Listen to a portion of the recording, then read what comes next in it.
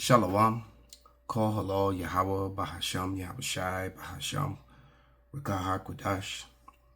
Double honors into the apostles, double honors into the elder bishops. Salutations to all my fellow laborers doing this work in truth and sincerity, risking their lives and their freedom to do so now more so than ever. The 144,000 and the scattered elect that are scattered around the four corners of the earth, that be like unto the speckled bird, the Israelite foreigners among the heathen that look like those heathen. This is not a black thing. And to the few Akwaf that are listening and learning, to you I say Shalom. This is your brother Malcolm from the branch of the Great Millstone here in Chicago, coming at you another lesson in truth. And this video is an interview with Scott Ritter by Sabrina Savati. All right. And it's some pretty, Scott's kind of hot right now as far as, the information on current events geopolitically and what's going on with America and the BRICS. And he's basically, giving you a chronicle of the downfall of the Western Empire, Western hegemony, Western hegemony and the downfall of America's grip on the world through the petrodollar. That's gone. And although the men of the Lord, we've been telling you this way before Scott Ritter started making these videos and, coming on YouTube. All right. Started first and foremost with the elder apostles, with the apostles and the elder bishops. But, since 2007, the Great Millstone has been on on the internet, basically telling you everything that's going on right now. We were talking about it back then, because it was clear. We could see it. All right. And there was a lot of people that made fun and joked about, the nations firing missiles, and people aren't laughing. It's not a laughing matter anymore. It's no more you're crazy and, you got that could never happen. Now all of a sudden, Russia's a powerhouse again. It was then. It was just lurking in the shadows along with China. All right. But this is Isaiah 14:10. And actually, I'm going to start at verse 9. And it reads, Hell from beneath is moved for thee to meet thee at thy coming. It stirreth up the dead for thee, even all the chief ones of the earth. It hath raised up from their thrones all the kings of the nations. All they shall speak and say unto thee, Art thou also becomes weak as we? Art thou become like unto us? And that's basically, America has been the hammer of the earth and everyone else has been a nail. And now all of a sudden, all the other nations have hammers too. All right. And America's looking like a big old fat nail for them to all gangbang and pound together. All right. You ever seen the guys drive one of them big rail car nails and you got three guys hitting it in sequence with the hammers? That's going to be America getting banged on by those hammers, man, in the form of ICBMs, in the form of those arrows that fly from one end of the earth to the other. Because now these weak nations are joined together, and together they're strong. And a lot of these weaker nations also have, that hot arrow technology that they didn't have before. Okay? And they're growing to hate Babylon, that sit upon the beast, the whore. This is Revelation 17, and I'm going to start at verse 12 and read through like 18. Then I'm going to let this, a portion of this video play, because I just watched a video with, where some Japanese aristocrat spoke, and his father was a long time ally to the West, to America, and he spoke on the effect that we want our honor back for Nagasaki and Hiroshima. They haven't forgot about that shit, and you have to ask yourself, America don't want anybody to forget about their events, even though most of their events that they have written into their history books they created themselves. And there's evidences to prove that. You wait till the world acknowledges that. A lot of nations are aware of it, but when they're in no position to speak, because they didn't have the power to stand up against them. So people know these things. There's a lot of things that they've put in the history books, is written into the history books, which gave America a license to send its military might, send its hammer to beat on nails. And then when you look into it, you find out that America did it to themselves and blamed it on the people that they went to go beat on. And a lot of the world is seeing that and knows that. Why? Because Esau is the great deceiver. But this is Revelation 17 and 12, and it says, the 10 horns which thou sawest are 10 kings, which have received no kingdom as of yet, but receive power as kings 1 hour with the beast. These have one mind and shall give their power and strength to the beast. And basically that's that's NATO, and then your EU nations and all the vassal states that have connected to them. All right. And these shall make war with the Lamb, and the Lamb shall overcome them. For he is the Lord of lords and King of kings. And they that are with me, him, are called the chosen and faithful. All right. And Yahushua is coming he's coming in his angelic power. He's not coming back to greet them as a man. He's coming with the mighty host of heaven. And he saith unto me, the waters which thou sawest were the whore, sitteth are the peoples and the multitudes and the nations and tongues. So all the people that were mixed and mingled together through Babylon, under the banner of NATO, under the banner of Esau, Edom, the so-called white man. He is the head of that. And now he's being pointed out and shamed throughout the world. All right. For his lies, his false, fraudulent history, his whitewashed history, all the truth is coming out on him. It says in the end, it's funny. I'm holding a cup that a beloved brother sent me, and it said, let me hold it. It says, the water Yahweh, I'm not Esau, Edom. All right, and then it has on the backside of my of it Jeremiah, which is I actually intended to read in Jeremiah. That was part of my scriptures today. Not even realizing that I was, forgot that was on the backside of this mug. All right. But, you often hear me say it, the day has come. All right. Whereas it is a very bad thing to be an Edomite, and especially an Edomite man. All right. But it says, verse 16, and the 10 horns which thou sawest, Revelation 17:16, and the 10 horns which thou sawest upon the beast, these shall hate the whore, and shall make her desolate and naked, and shall eat her flesh, and burn her with fire. For God hath put into their hearts to fulfill his will, and agree and give their kingdom unto the beast, until the words of God shall be fulfilled. And the woman which thou sawest is that great city which reigned over the kings of the earth. America has reigned over the kings of the earth, not Iran. The Arabs are not Esau, Edom. All right, the Arabs aren't pale red. All right, the so-called white man is. The Arabs are Ishmael, and Ishmael is not. The world didn't follow the vibration of Ishmael. It followed the vibration of Esau, Edom, and all these nations, because America had leverage over them, joined unto them. And now, as you're going to hear, all these nations are on the verge of, they don't have that leverage anymore, and all these nations are turning against them. So without any further ado, Scott Ritter. It happens, it's the end of America and our hegemony. But hold on.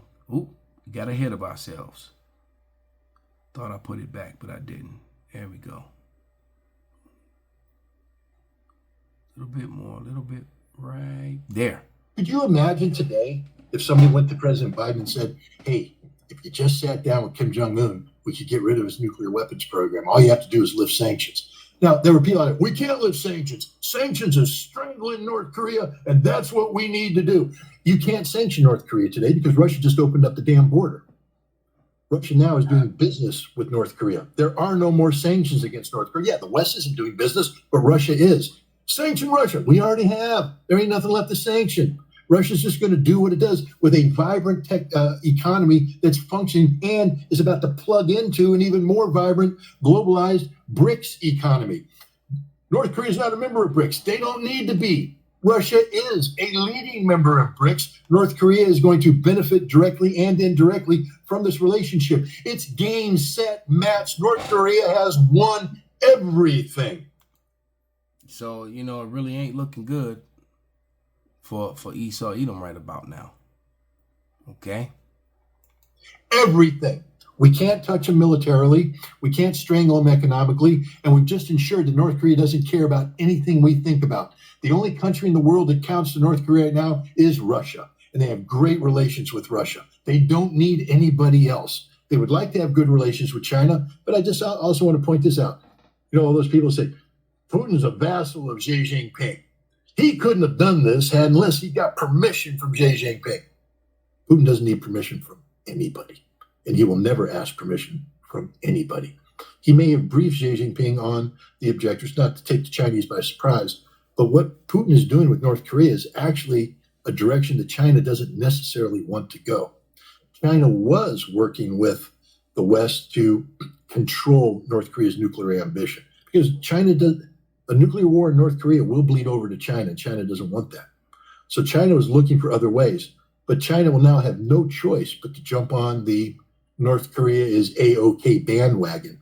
Again, the stupidity of American policymakers is manifest today when we just simply point out that 5 years ago, we could have gotten rid of North Korea's nuclear weapons if we were just rational.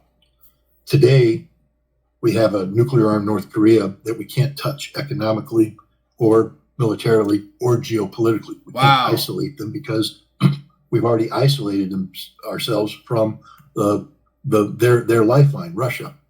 Russia doesn't care what we think about anymore. They simply don't care. What are we going to do? Sanction Russia more? We can't. So this North Korea thing is huge. It's huge. It's bigger than anybody can possibly understand. So what America, she sighs. So what these Edomites have shown you that they're not fit for rulership. There's no more wisdom in Dedan, and they've driven people who weren't even in alliance together through their policy, following Bibi Mikowski. All right, that's the real name of Netanyahu, or Milky. I think it's Mikowski. Following him, he's through his policy, he's brought the entire Arab world together and the entire Muslim world together, all right, and in unison against them, and they're going to eventually be annihilated. And all this is going to cause, this is going to have a trickle effect with the downfall of economies and things of that nature around the world. It's going to get riotous and just complete control, man. Completely out of control within the cities and things of that nature, man. America's about to become it's going to be a bloodbath in the streets. It's going to be crazy out here. All right, the effects that all these things are going to have, and this is Daniel 12:1, and it reads, "And at that time shall Michael stand up, that great prince which standeth for the children of thy people, and there shall be a time of trouble, such as never was since there was a nation, even at the same time. At that time thy people shall be delivered, everyone that shall be found written in a book." So Jacob's trouble is not just it's everybody's trouble.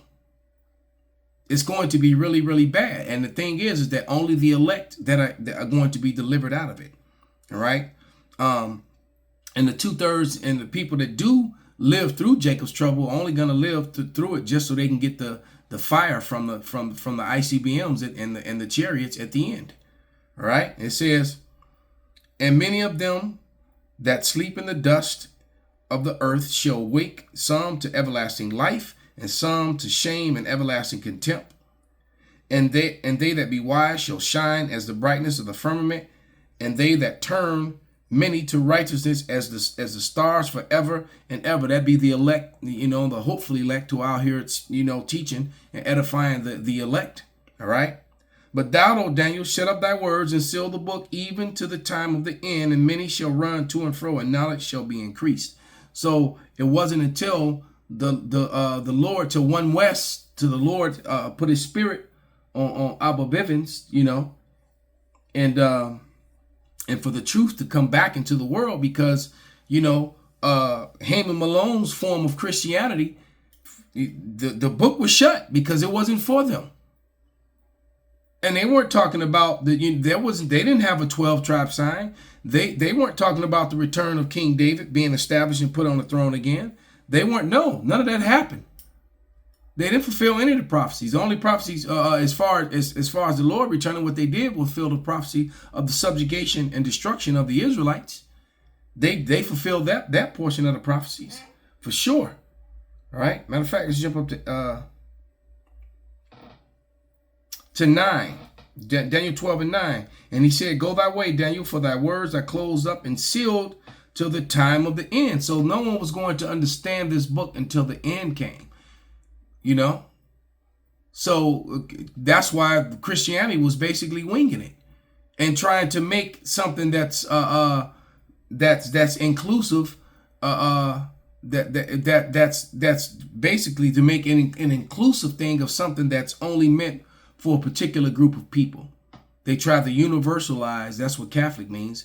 Universalize the word when it's not universal. It's only for the Israelites and those of them that are scattered among the heathen that look like the heathen. All right, that's it. The Lord's going to gather up his scattered people. All right, and we're at that time. Okay. As a matter of fact, I'm going to jump down to verse 13. "But go thy way to the end be, for thou shalt rest." This is Daniel 12:13. "But go thy way to the end be, for thou shalt rest, and stand in thy lot at the end of days." So the men of the Lord, all right, the prophets will be back, and at the end of days, they will stand in their lot and do the work of the Lord by prophesying the destruction of this present evil temporal world, as my beloved brother Yakia always says. This present temporal evil world, which is falling rapidly. Let's go back to the video. How do you think the U.S. government is going to respond to that? Well, two questions in one. How do you think the U.S. government is going to respond to this? Well, one of the things is Agenda 2025. That's one of the ways they're going to respond. As a matter of fact, let me play a list. I'm going to answer that question. Then I'm going to let him speak, and then I'll read a few more scriptures and wrap it up. But let's see if I can go and find that real quick.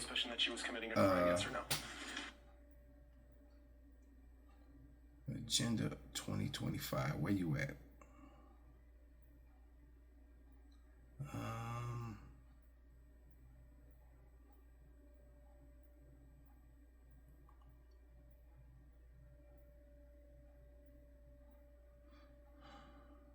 Salaki, I'm just trying to find the right one. She was speaking. Yep, there it is. Found it. When I first started talking about Project 2025 and trying to sound the alarm about Project 2025, I got so many people from the Watermelon Mafia getting down in my comments, telling me that I'm fear-mongering, saying that they made it under Trump the first 4 years, they'll be just fine in the next 4 years. You can't scare us with Project 2025. It's not even real. This video is for you. This video is just for you. Now just know that any true information with receipts and evidence, they will outright call it disinformation or misinformation when you can back it up and prove it. And we've all seen this and witnessed this over and over again. Keep that in mind. Executive Director for the America First Legal, correct? That's correct. All right. And America First Legal is a member of Project 2025, which is dedicated to creating the playbook for the next conservative administration and what it calls the Project Pillars, correct? We are proud contributors to Project 2025. Okay. And are you familiar with Project 2025's mandate for leadership? In fact, I am. Okay. And in fact, you wrote some of the sections of this mandate related to the DOJ, correct? Sure did. And the mandate outlines policy priorities for the next conservative president. Is that correct? It does. You've done a great job. I just want to let you know.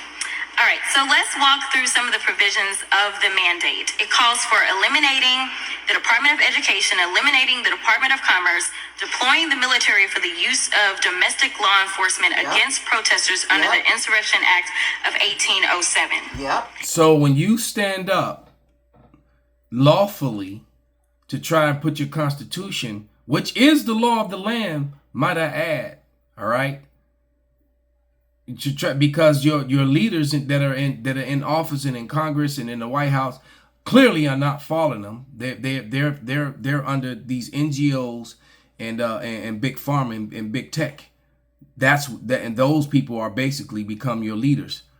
All right, they're not following the law of the land anymore. So if you stand up to try to put the law of the land and back in place, all right, which is legally, the law of the land, you're being referred to as a terrorist in the domestic problem.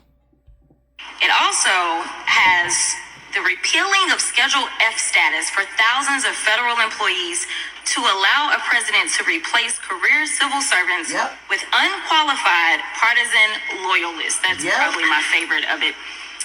It also prohibits the FBI from combating the spread of misinformation and disinformation, like Russia and China, who are actively trying to interfere with American elections. That's propaganda right there. Why or how anybody can support Project 2025.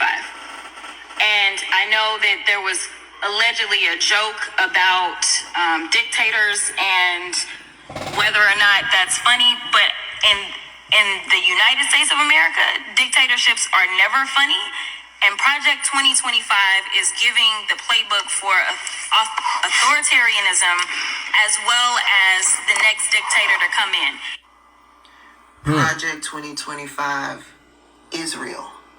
They're having congressional hearings about Project 2025. And that's all you need to hear. They're having congressional hearings about it. The shit is real, man. And it's about to go down. This place is about to fall apart.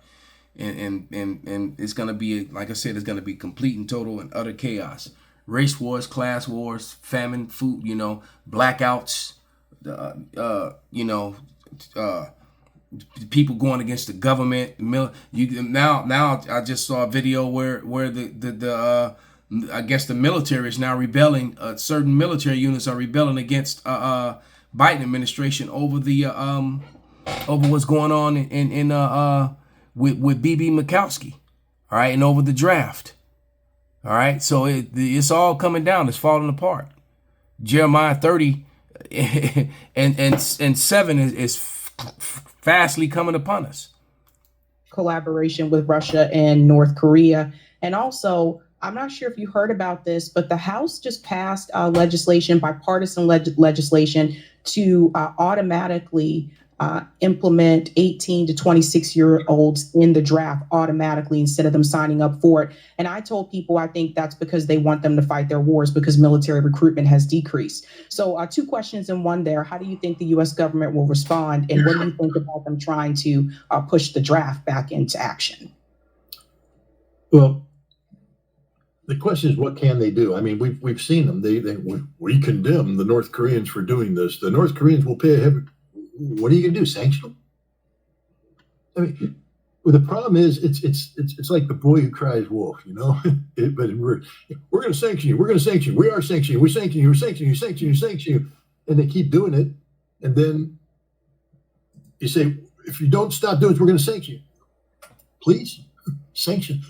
We don't care. The other thing is, the U.S. has made itself irrelevant.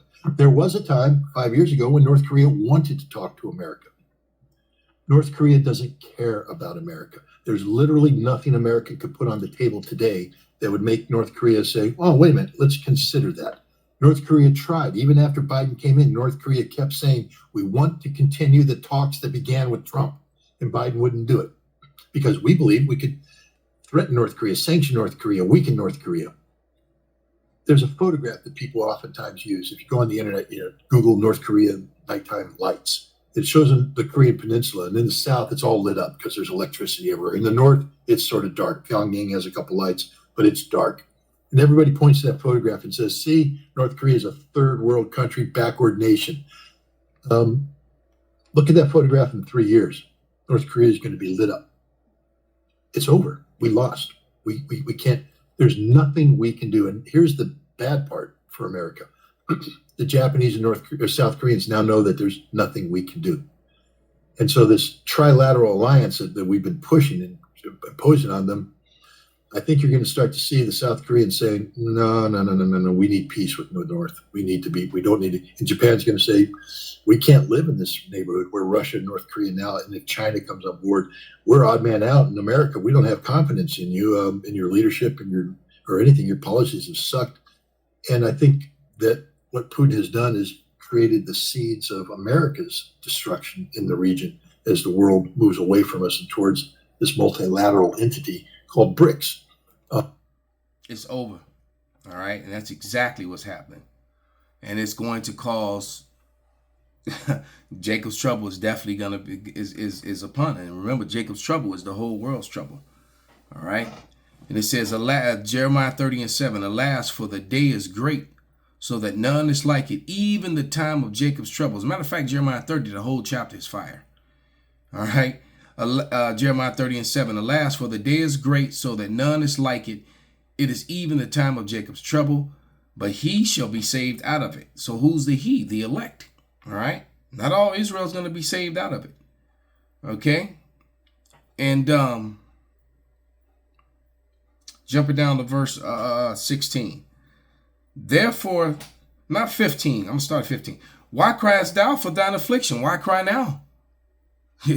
You didn't cause all this bloodshed, thievery, rape, rob, and murder around the world.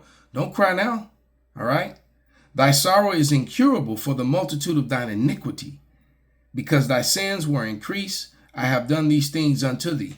Therefore all they that devour thee shall be devoured, and all thy adversaries, every one of them shall go into captivity, and they that spoil thee shall be a spoil, and all that prey upon thee will I give for a prey. So all the Psalms 83 confederacy that came against our people, the Lord is about to get you, all right, and give you unto our hands.